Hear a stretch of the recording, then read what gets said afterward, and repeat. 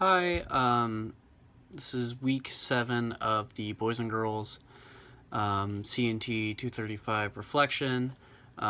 This week we in class introduced the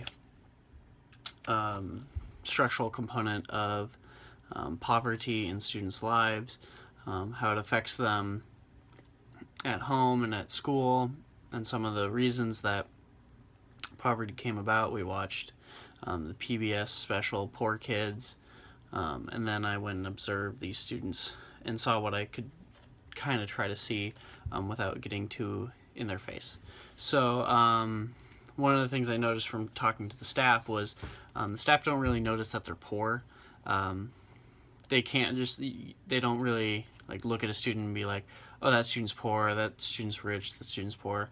They don't really see it. They do know that there is a wide variety of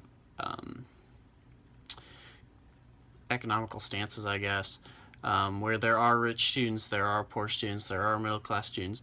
They just don't see it. It's not readily available. You can't look at a student and see that. One of the other things I noticed, and I went and during power hour when the kids are working on, they work on little sheets or they work on homework or whatever they do, I went around and I talked to some of the students. I was like, hey, you know the terms poor and rich. What do you identify as? Like kind of to see if they really even know themselves. The ones that do identify as poor or lower income and kind of understand it typically tended to be the students that were working on their homework and trying to get it done.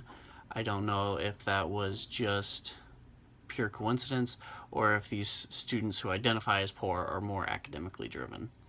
And then going back to the staff treats all the students the same regardless. A lot of them don't even know. The only persons that do know are like the person that checks in and then the head leader. All the other staff members don't really know what the students' socioeconomic level is, so they treat them all the same. But when the staff does see the parents when they come pick up the students, I was told that they kind of make some assumptions as to the economic class of that family based on how the parents are dressed when they come pick up their students. If they look a little bit more as like the stereotypical poor person or the stereotypical lower end person, they look a little bit more dirty or something. That was the only negative assumption that I heard from the staff that I was able to talk to at the time of my visit.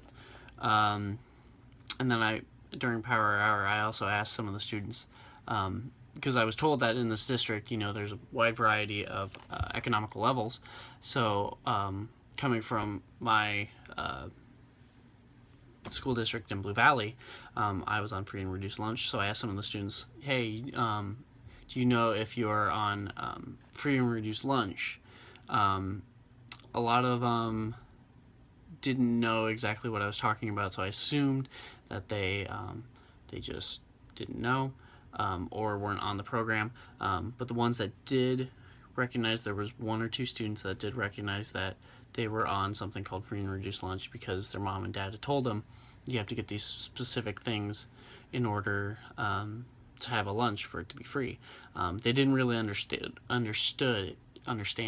what it meant to be on free and reduced lunch. They thought that they were just special or that their school liked them.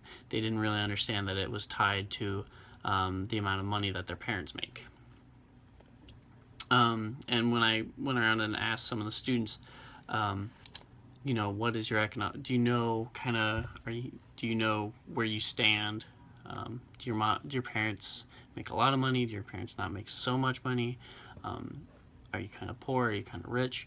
A lot of the students seem to be more reluctant to admit that they were impoverished at all.